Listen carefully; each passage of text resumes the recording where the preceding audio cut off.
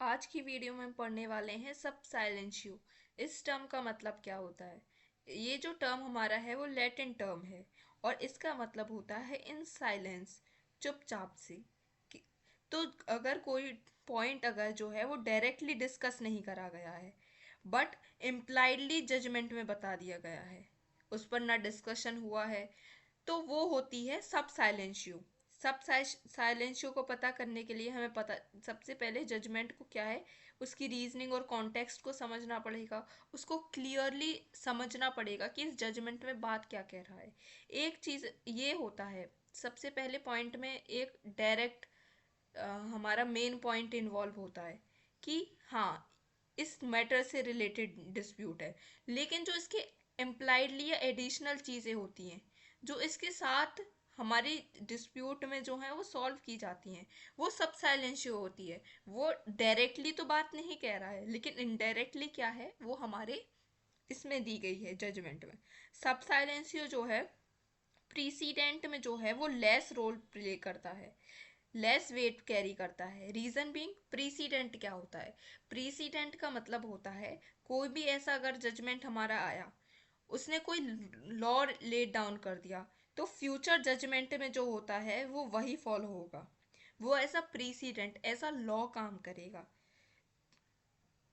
अब इसके एग्जाम्पल्स हम देखते हैं। फॉर एग्जाम्पल, एक रेंट, सबसे पहले एक लैंडलॉर्ड ने क्या है नोटिस दिया कि हम आपका, टेनेंट को नोटिस दिया कि हम आपका रेंट को बढ़ा रहे हैं, और टेनेंट इस बात पर कुछ भी नहीं कहता है।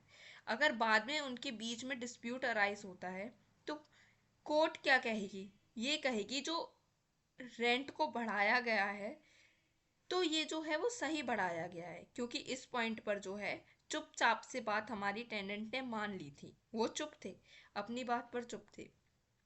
और एक सेकंड एग्जांपल देते हैं।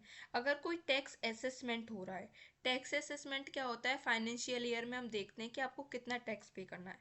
सपोज हमारे पास जो है ये आया कि आपको 20,000 जो है वो टैक्स पे करना है, ठीक है। लेकिन असलियत में टैक्स कितना बन रहा था?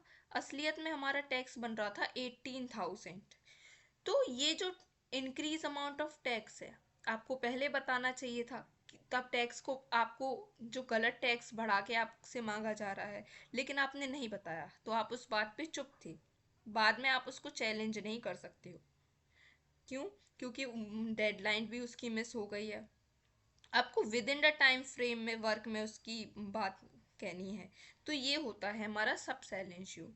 कोई बात जो है डायरेक्टली ना कह के इनडायरेक्टली कह दी गई है, तो ये जो बहुत है ऐसा, तो इनडायरेक्टली कोई बात को एक्सेप्ट कर लिया गया है। इन दो केसेस में ये दो हमारे एग्जाम्पल हुए सिर्फ समझने के लिए कि सब साइलेंशियो होता क्या है। तो सब साइलेंशियो हमारा क्या होता है? कोई टर्म को अगर आपने साइलेंस में एक्सेप्ट कर लिया है, कोई बात को जजमेंट में जो है वो डायरेक्टली ना डिस्कस करके इनडायरेक्टली उसमें बात कह दी गई है, तो वो होता है हमारा सब साइलेंशियो। और ये एज अ प्रीसिडेंट का एक्सेप्शन है सब साइलेंशियो। Thank you.